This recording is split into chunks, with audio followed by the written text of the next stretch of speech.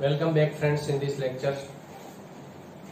આપણે બાયોટેકનોલોજી અને એની અંદરના જે કોઈ પણ સિદ્ધાંતો અને પ્રક્રિયાઓ એના વિશેની ચર્ચા કરીએ છીએ. જેમાં છેલ્લા લેક્ચરમાં આપણે જે પ્રયોગો છે કૃત્રિમ ડીએનએ મેળવવા માટેના એમાં ઘણી બધી ચર્ચા ઓલરેડી કરી ચૂક્યા છીએ.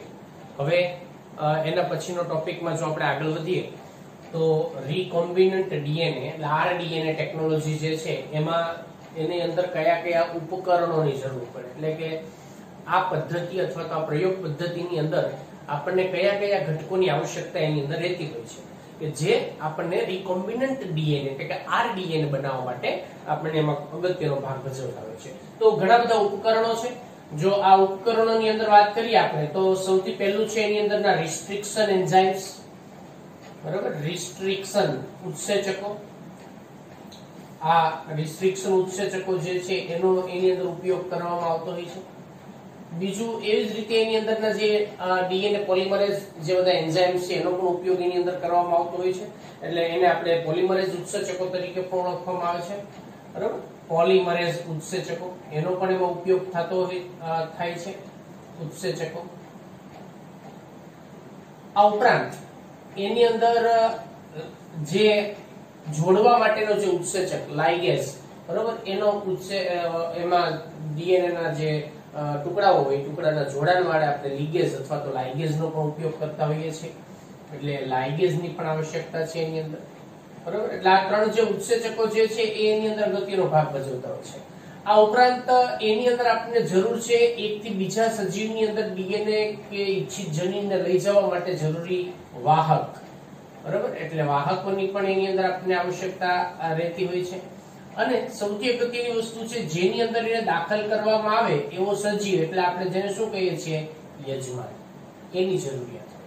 તો આ જે બધાની વાત કરીને એ આપણને રીકોમ્બિનન્ટ ડીએનએ આરડીએનએ જે છે એની અંદરના સૌથી અગત્યના જે ઘટકો છે એ ઘટકોમાં આ બધાનો સમાવેશ એની અંદર થતો જોવા મળતો હોય. આપણે દરેક વિશે એની અંદર ક્રમિક ચર્ચાઓ જે છે ડિટેલમાં કરશું. તો એમાં સૌથી પહેલા આપણે વાત કરશું રિસ્ટ્રિક્શન ઉત્સેચકો જે છે એના વિશે, બરાબર. સૌથી પહેલા હવે આપણે એમાં વાત કરીએ રિસ્ટ્રિક્શન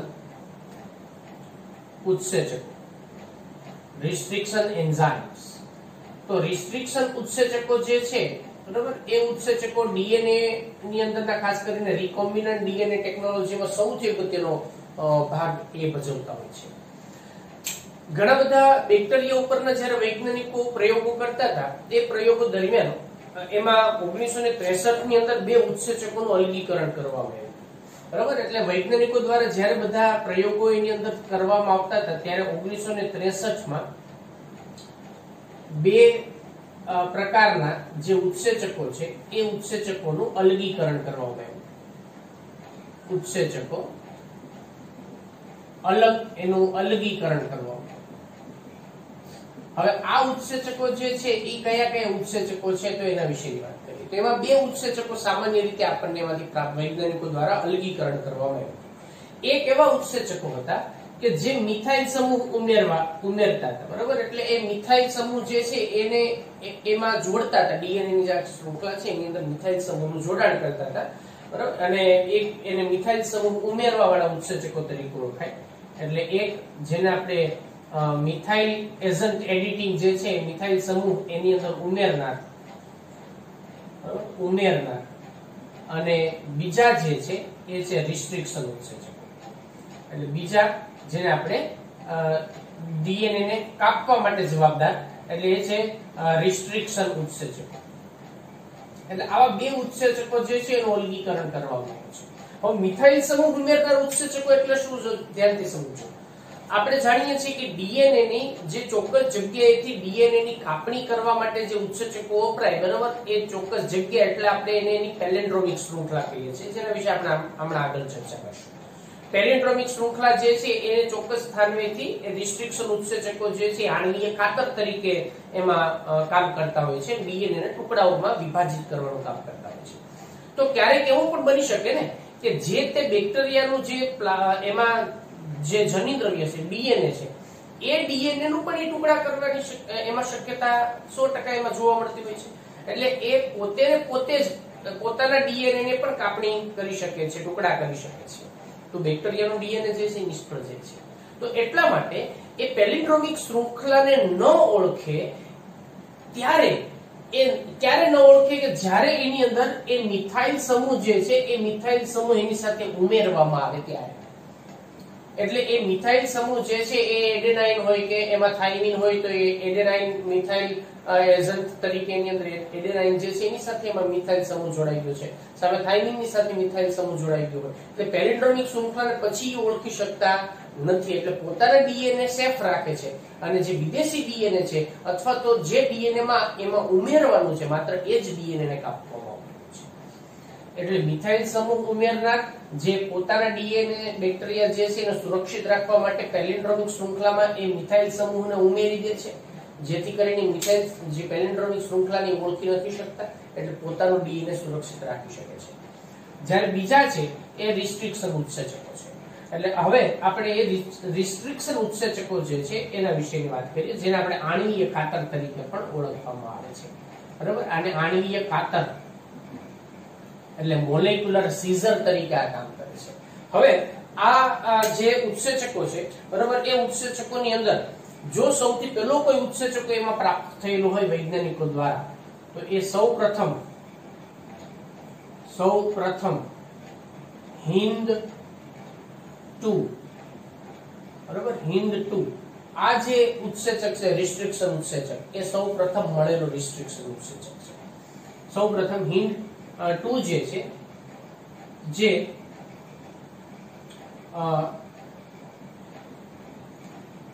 નું અલગીકરણ કરવામાં આવ્યું.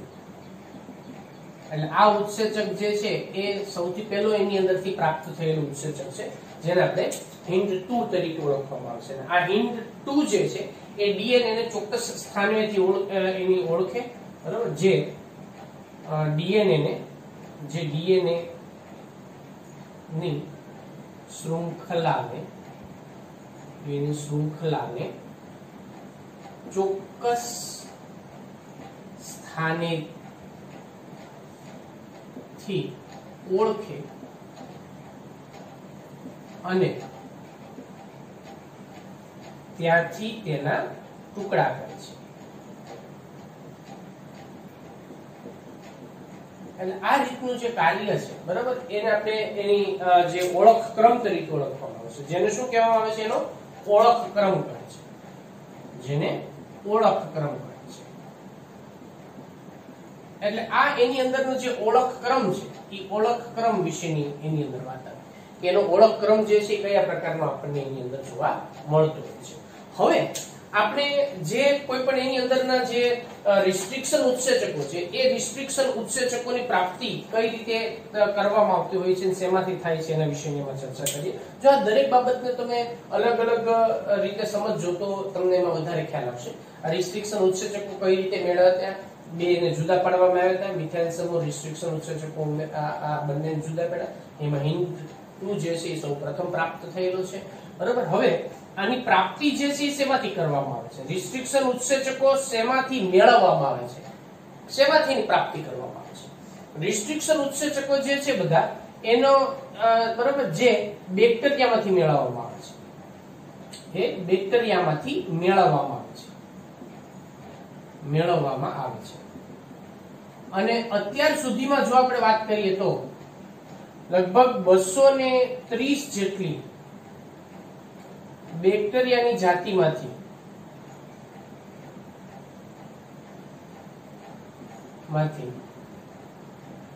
એમાં 900 જેટલા રિસ્ટ્રિક્શન ઉત્સેચકો જે છે બરાબર એનું અત્યાર સુધીમાં અલગીકરણ કરી શક્યા છે, અલગીકરણ કરવામાં આવ્યું છે.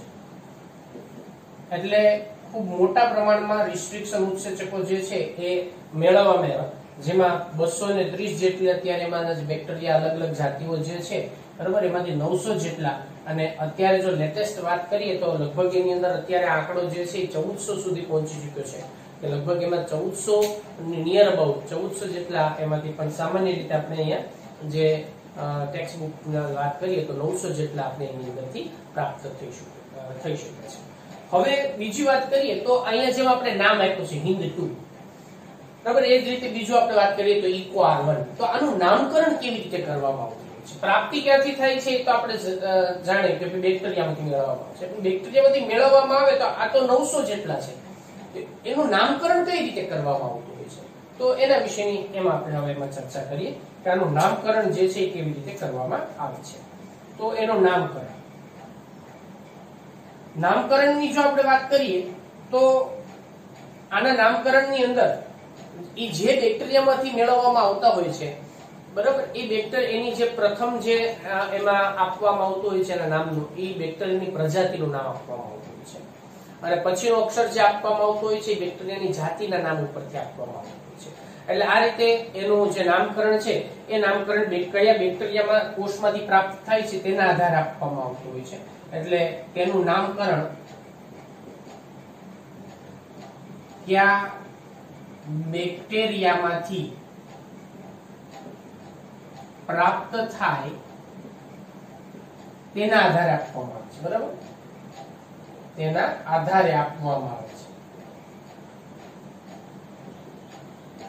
તો હવે એના આધારે આ નામકરણ આપવામાં આવે છે એ તો બરોબર છે. તો એની અંદર સૌથી પહેલા જે છે એ પ્રથમ અક્ષર એની પ્રજાતિમાંથી, બરાબર, આ યાદ રાખજો ખાસ. પ્રથમ અક્ષર જે છે એ પ્રથમ અક્ષર એ તેની પ્રજાતિના નામ પરથી, જ્યારે બીજા બે તેની જાતિના નામ પરથી આપવામાં આવે છે. હવે આના વિશેની જો આપણે ઉદાહરણ તરીકે જો આપણે વાત કરીએ એની અંદર તો ઇકો R1, બરાબર, ઉદાહરણ તરીકે આપણે સમજીએ એની અંદર તો શું થશે? ઇકો R1 રોમન અંક છે.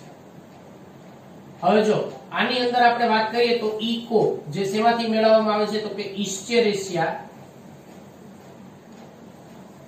ઇસ્ચેરેસિયા કોલાઈ. આ શું છે? બેક્ટેરિયા છે. ઇસ્ચેરેસિયા કોલાઈ જે છે બેક્ટેરિયામાંથી મેળવવામાં આવે છે, એટલે ઇકો, બરાબર, એટલે ઇસ્ચેરેસિયા કોલાઈ આ બેક્ટેરિયામાંથી પ્રાપ્ત થાય છે.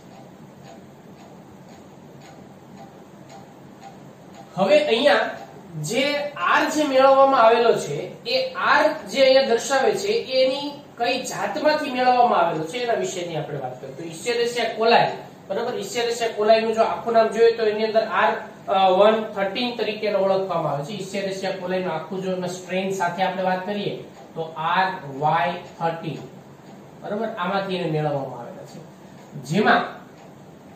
જેમાં R જે છે, બરાબર, અહીંયા જે આપણે દર્શાવેલો છે ને ઇકો એ તો ઇસ્ચેરેસિયા અને કોલાઈ ઉપરથી આપણે જે એની અંદર દર્શાવ્યું છે. R એ એની અંદરના જાતિ જે છે એના નામ પરથી આપવામાં આવે છે. એટલે એની જાતિ, સ્ટ્રેન, જે કોઈ પણ એની જાતિ અથવા તો સ્ટ્રેન જે હોય એના નામ પરથી.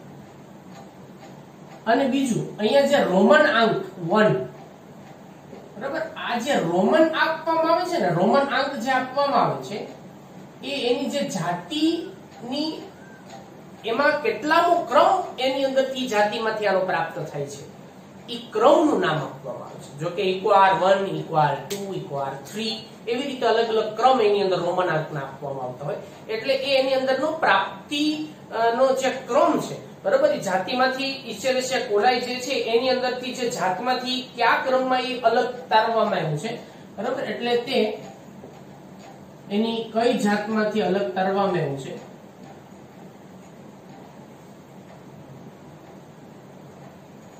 એનું અલગ તારવવામાં આવ્યું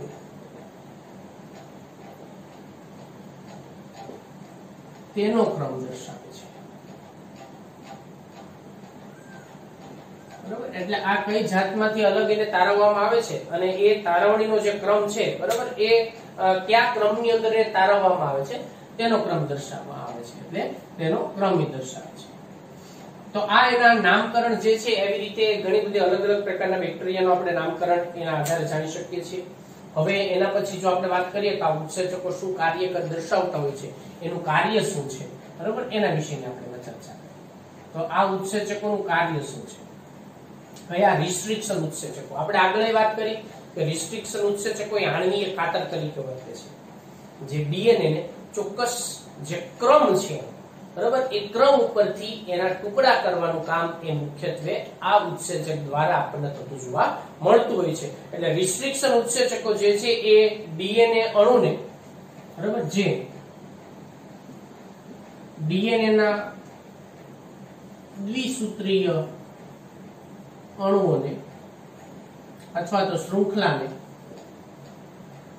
4 થી 8 નાઇટ્રોજન બેઝ, 4 થી 8 જેટલા એની અંદરના જે નાઇટ્રોજન બેઝ જે છે એ નાઇટ્રોજન બેઝ એ 4 થી 8 જેટલા જે ચોક્કસ પ્રકારની એની અંદરના જે નાઇટ્રોજન બેઝની જે જોડીઓ હોય એ જોડીઓ ધરાવતા ક્રમની ઓળખે છે.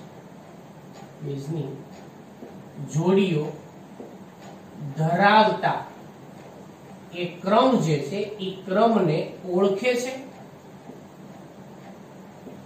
અને ત્યાંથી એને એ જુદા કરે છે, એટલે કાપે છે. હવે આ 4 થી 8 જેટલા નાઇટ્રોજન બેઝની જોડીઓનો જે ક્રમ છે એ ક્રમ કઈ પ્રકારે આપણને જે જોવા મળતો હોય છે, બરાબર, એ જે ક્રમ છે એને આપણે કઈ પ્રકારની શૃંખલા નામ આપવામાં આવ્યું છે તો એના વિશેની વાત કરીએ છીએ, જેને પેલિન્ડ્રોમિક શૃંખલા કહે છે. જો આ ખાસ અહીંયા સમજવા જેવું છે, પેલિન્ડ્રોમિક શૃંખલા એટલે શું, બરાબર, શું કહે છે એને આપણે પેલિન્ડ્રોમિક શૃંખલા તરીકે ઓળખવામાં આવે છે. હવે આ પેલિન્ડ્રોમિક શૃંખલા શું છે એના વિશે આપણે થોડીક સમજૂતી મેળવી લઈએ કે પેલિન્ડ્રોમિક શૃંખલા એટલે શું. ચલો, પેલિન્ડ્રોમિક શૃંખલા. હવે પેલિન્ડ્રોમિક શૃંખલા એટલે કે તમે કોઈ પણ ડીએનએ ની જે શૃંખલા હોય એ ડીએનએ ની શૃંખલાને 3 પ્રાઇમ ટુ 5 પ્રાઇમ કે 5 પ્રાઇમ ટુ 3 પ્રાઇમ દ્વિદિશીય રીતે બંને દિશામાં જો આપણે વાંચીએ ને તો એ વાંચવામાં એક સરખું જ લાગે. નાઇટ્રોજન બેઝનો ક્રમ, બરાબર, એને શું કહેવાય? પેલિન્ડ્રોમિક શૃંખલા તરીકે ઓળખવામાં આવે છે. એટલે આ એક શબ્દ સમૂહ છે જેને આપણે આગળથી પાછળથી વાંચતા એક સમાન લાગે છે, બરાબર. આ એક શબ્દ સમૂહ છે અને જેને આગળ કે પાછળથી વાંચતા એક સરખું લાગે છે. તો પેલિન્ડ્રોમિક શૃંખલા છે એની અંદર શું હોય કે એક શબ્દ સમૂહ છે કે જેને આગળ અને પાછળ બંને સાઈડથી વાંચતા આપણને એક સરખું લાગે. ધારો કે આપણે એક ઉદાહરણ તરીકે એની અંદરનો જે નાઇટ્રોજન બેઝનો જે ક્રમ છે એના વિશેની જો આપણે વાત કરીએ તો નાઇટ્રોજન બેઝનો ક્રમ, બરાબર, એ ડીએનએ શૃંખલામાં નાઇટ્રોજન બેઝનો જે ક્રમ છે એ બેઝનો ક્રમ 5 પ્રાઇમ ટુ 3 પ્રાઇમ દિશામાં અને 3 પ્રાઇમ ટુ 5 પ્રાઇમ દિશામાં એક સમાન જ હોય, બરાબર, એ આપણને એક સમાન જ હોય. તો એને આપણે પેલિન્ડ્રોમિક શૃંખલા તરીકે ઓળખીએ છીએ. ધારો કે પેલિન્ડ્રોમિક શૃંખલાની અંદર જો આપણે એમાં હવે એની વાત કરીએ તો ધારો કે 5 પ્રાઇમ જે છે 5 પ્રાઇમ ટુ 3 પ્રાઇમ એક ડીએનએ ની ઉપરની જે શૃંખલા છે એ કંઈક આપણને આ પ્રકારની એની અંદરની જોવા મળતી હોય છે. ધારો કે એમાં આ એક 5 પ્રાઇમ ટુ 3 પ્રાઇમ, બરાબર, અને બીજી જે છે એની અંદરની એ 3 પ્રાઇમ ટુ 5 પ્રાઇમ. તો આ પ્રકારે આપણને એની અંદર એક શૃંખલા જોવા મળે છે. અને આ શૃંખલા કઈ રીતની આપણને એની અંદરની જોવા મળતી હોય, શું સિક્વન્સ છે તો એના વિશે જો વાત કરીએ તો એમાં G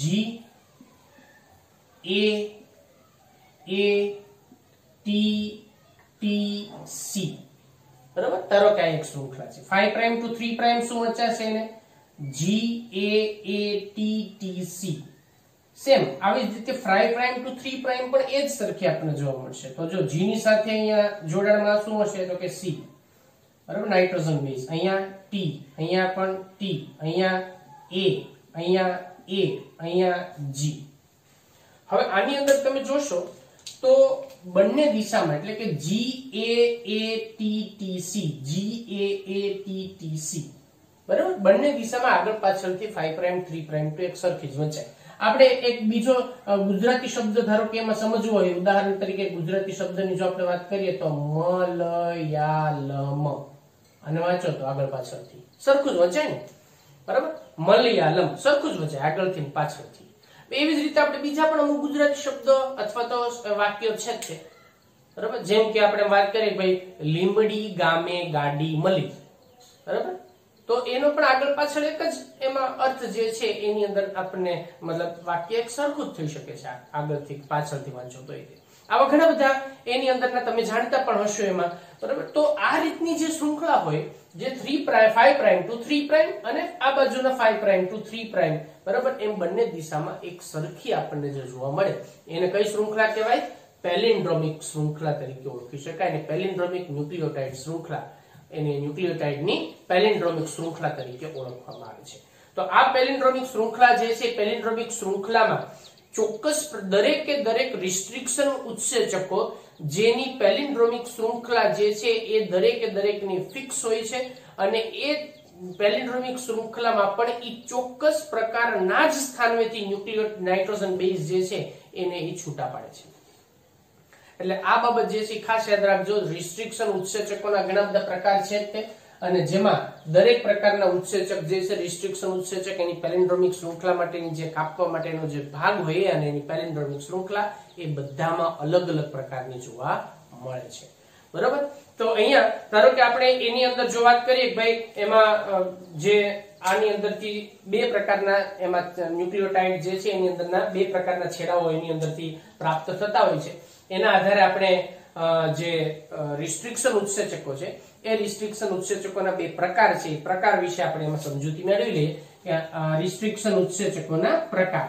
તો રિસ્ટ્રિક્શન ઉત્સેચકો જે છે એ બે પ્રકારના છે, બરાબર. એટલે અહીંયા રિસ્ટ્રિક્શન ઉત્સેચકો, બરાબર, એ બે પ્રકારના છે. ઉત્સેચકો બે પ્રકારના છે, જેમાં બે પ્રકારની જે આપણે વાત કરીએ છીએ, બરાબર, એ ઉત્સેચકો બે પ્રકારના છે. જેમાં પહેલો પ્રકાર જે છે એને આપણે કહીએ છીએ રિસ્ટ્રિક્શન એન્ડોન્યુક્લિએઝ, અને બીજો પ્રકાર છે એમાંનો એ છે રિસ્ટ્રિક્શન એક્ઝોન્યુક્લિએઝ, બરાબર, એક્ઝોન્યુક્લિએઝ. સૌથી પહેલા તો એક વસ્તુ યાદ રાખજો કે રિસ્ટ્રિક્શન ઉત્સેચકો જે છે એ ન્યુક્લિએઝ પ્રકારના ઉત્સેચકો છે, બરાબર. આનો સમાવેશ કયા વર્ગમાં કરવામાં આવે ઉત્સેચકોના વર્ગીકરણમાં? તો કે ન્યુક્લિએઝિસ ની અંદર કરવામાં આવે છે, એટલે ન્યુક્લિએઝમાં કરવામાં આવે છે. એટલે એના બે પ્રકાર છે, રિસ્ટ્રિક્શન એન્ડોન્યુક્લિએઝ અને રિસ્ટ્રિક્શન એક્સોન્યુક્લિએઝ. હવે ડીએનએ ના જે કોઈ પણ એમાં ક્યાંથી ટુકડા કરે છે એના આધારે આ પ્રકાર પાડવામાં આવે છે. રિસ્ટ્રિક્શન એન્ડોન્યુક્લિએઝ, બરાબર, એ એની પેલિન્ડ્રોમિક શૃંખલા જે છે પેલિન્ડ્રોમિક શૃંખલાના જે ચોક્કસ પ્રકારનો જે એની અંદરનો જે મધ્ય ભાગ હોય, બરાબર, અથવા તો પેલિન્ડ્રોમિક શૃંખલાની અંદરનો જે ટૂંકમાં છેડાના ભાગ સિવાયના કોઈ પણ ભાગમાંથી એનો એ કાપણી કરતો હોય છે. એટલે એની અંદર ડીએનએ ની જે પેલિન્ડ્રોમિક શૃંખલા હોય એને ઓળખી અને એ ત્યાંથી કાપે છે. એટલે તે પેલિન્ડ્રોમિક શૃંખલા જે છે એ પેલિન્ડ્રોમિક શૃંખલાને ઓળખી અને કાપે છે, બરાબર. અને ઈ જે કાપે ત્યારે જે છેડા બને, બરાબર, જેનાથી ચીપકુ છેડાનું નિર્માણ થાય છે, એને ચીપકુ છેડા કહેવાય. સ્ટીકી એન્ડ, ચીપકુ છેડા, બરાબર, એનું નિર્માણ થાય. એટલે એ કેવા છેડા બનાવે છે? તેના ચીપકુ છેડા કાપે છે. હવે એની સાપેક્ષમાં આપણે વાત કરીએ એક્ઝોન્યુક્લિયસ જે છે એના વિશે. તો રિસ્ટ્રિક્શન એક્ઝોન્યુક્લિયસ જે છે ને, બરાબર, એ ક્યાંથી કાપશે? તો કે છેડાના ભાગેથી કાપશે, વચ્ચેથી નહીં કાપે, છેડાના ભાગેથી. એક્ઝો, એન્ડો એટલે વચ્ચેના ભાગેથી ક્યાંયથી પણ કાપે. અને એક્ઝો, ધારો કે આપણે એક સમજૂતી મેળવવા માટે આપણે વાત કરીએ કે આ એક એની અંદરની ડીએનએ સિક્વન્સ છે. આ ડીએનએ સિક્વન્સમાં જો છેડાના ભાગેથી કાપે ને, બે છેડાના ભાગેથી, તો એને આપણે શું કહેશું? એક્ઝોન્યુક્લિયસ, છેડાના ભાગેથી કાપે. જ્યારે પેલિન્ડ્રોમિક શૃંખલામાં વચ્ચે ગમે ત્યાંથી કાપે, બરાબર, વચ્ચે ગમે ત્યાંથી કાપે, તો એને શું કહેશું આપણે? એન્ડોન્યુક્લિયસ. એટલે એક્ઝોન્યુક્લિયસ જે છે એ એની અંદરના છેડાનો જે ભાગ છે એને દૂર કરે છે, બરાબર. એટલે જે છેડાના ભાગેથી કાપે છે અથવા છેડાના ભાગને દૂર કરે છે. અને એન્ડોન્યુક્લિયસ નો ઉપયોગ છે ને આપણે આરડીએનએ પદ્ધતિમાં, એટલે કે આપણે જે વાત કરીએ છીએ રિકોમ્બિનન્ટ ડીએનએ પદ્ધતિ, એમાં રિસ્ટ્રિક્શન એન્ડોન્યુક્લિયસ નો ઉપયોગ થાય છે, બરાબર. આનો ઉપયોગ થતો નથી આરડીએનએ માં ઉપયોગી નથી, બરાબર. આરડીએનએ માં ઉપયોગી કોણ છે? રિસ્ટ્રિક્શન જે એન્ડોન્યુક્લિયસ છે એનો ઉપયોગ થાય છે, જે ચીપકુ છેડા એની અંદરથી કાપતા હોય છે. હવે આ ચીપકુ છેડા જે છે કઈ રીતે એની અંદર એમાં એનો ટુકડો કઈ રીતે એમાં થઈ શકતો હોય છે, તો એના વિશે આપણે સમજીએ. સમજો ધારો કે આ જે ભાગ છે રિસ્ટ્રિક્શન ઉત્સેચક, બરાબર, એ સામાન્ય રીતે A અને T થી કાપતો હોય છે. તો એની અંદરના જે ફોસ્ફેટ અને શર્કરાનો જે કોઈ પણ આપણે એને બેકબોન કહી શકાય ને, ત્યાંથી એને કાપવાનું કાર્ય એના દ્વારા થતું હોય છે.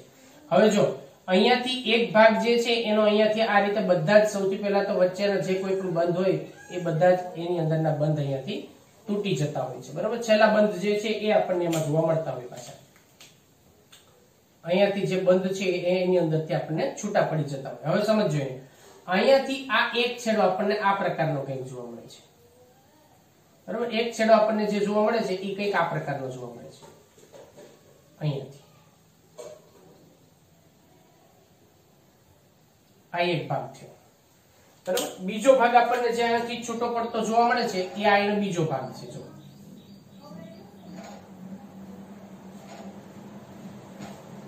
આ બીજો ભાગ છે.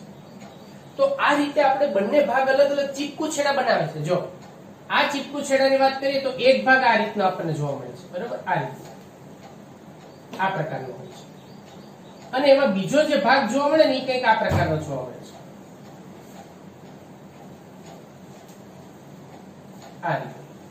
એટલે આ પ્રકારના જે છેડાઓ છે એ જે છૂટા પડે એને આપણે એના કયા ચીપકુ છેડા તરીકે ઓળખવામાં આવે છે. એટલે આ રીતની જે શૃંખલા છે એ શૃંખલાની જો આપણે વાત કરીએ તો શૃંખલા કઈ પ્રકારની આપણને જોવા મળશે, તો એની અંદરની શૃંખલા બંને આ પ્રકારે છૂટી પડી જશે. અહીંયાથી જો G અને એક જોડાણ સ્થાન અહીંયા સળંગ રહેશે. કોના કોના વચ્ચેનું? તો કે G અને C, G અને C. પછી અહીંયા બધા છૂટા પડી ગયા.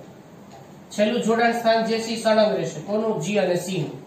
તો અહીંયા પણ C છે ને અહીંયા G છે. બાકીના અહીંયા પણ આ બધા જે છે છૂટા પડી ગયા છે, આ રીતે, બરાબર. તો આ પ્રકારના જે છેડા છે ને એ રિકોમ્બિનન્ટ ડીએનએ ની અંદર આ પ્રકારના જે છેડા છે એનો ઉપયોગ કરવામાં આવે છે. એટલે એને આપણે ચીપકુ છેડા તરીકે ઓળખી શકાય. હવે બ્લન્ટ એન્ડ એટલે શું? તો કે બુઠ્ઠા છેડાની અંદર જો આપણે વાત કરીએ તો ધારો કે આ ડીએનએ શૃંખલા છે, એ ડીએનએ શૃંખલા જે છે એની અંદરની, બરાબર, એ ડીએનએ શૃંખલામાં એ છેડાના ભાગેથી કાપે છે અહીંયા. એટલે આ ભાગ છૂટો પડી જાય, આ ભાગ છૂટો પડી જાય. એમાં કઈ ચીપકુ છેડા બનતા નથી. એને કઈ છેડા કહેવાય? આપણે બુઠ્ઠા છેડા કહેવામાં આવે છે, બ્લન્ટ એન્ડ, બરાબર. એનાથી બુઠ્ઠા છેડા બને છે. અને આ પ્રકારના જે છેડા બને એને આપણે કયા છેડા કહેવાય? ચીપકુ છેડા કહેવામાં આવે છે. તો આ રીતે રિસ્ટ્રિક્શન ઉત્સેચક જે છે એ આરડીએનએ ની અંદર સામાન્ય રીતે આપણને ચીપકુ છેડા તૈયાર કરે છે. અને એ ચીપકુ છેડા જે છે એ પાછા લીગેજ વડે અન્યની સાથે સરળતાથી આપણે શું કરી શકાય છે? જોડી શકાય છે.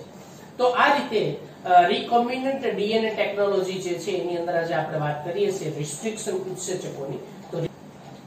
તો આજે આખી આપણે ચર્ચા કરી એ કોના વિશેની વાત થઈ? રિસ્ટ્રિક્શન ઉત્સેચકો વિશે વાત થઈ, જેમાં આપણે એનું કઈ રીતે રિસ્ટ્રિક્શન ઉત્સેચકો મેળવવામાં આવે છે, એની પ્રાપ્તિ શેમાંથી થાય છે, એનું નામકરણ કેવી રીતે કરવામાં આવે છે, બરાબર, એનું કાર્ય શું છે, પેલિન્ડ્રોમિક શૃંખલા કોને કહેવાય, અને રિસ્ટ્રિક્શન ઉત્સેચકોની કાર્ય પદ્ધતિ અને એની અંદરના પ્રકાર કયા કયા છે એના વિશે આપણે ચર્ચા આખી અહીંયા પૂરી કરીએ. બહુ અગત્યનો અને ખૂબ ઈઝી ટોપિક છે, બરાબર. અને 100% એમાં જો વ્યવસ્થિત રીતે તમે હજી તમને એવું લાગે તો એકવાર આખો વિડીયો ફરીવાર રિવાઇઝ કરીને પણ સમજજો, તો એમાં વધારે તમને એમાં ઝડપથી ખ્યાલ આવી જશે. તો બાકી આપણે નેક્સ્ટ લેક્ચરમાં નવા ટોપિકની ચર્ચા કરીશું.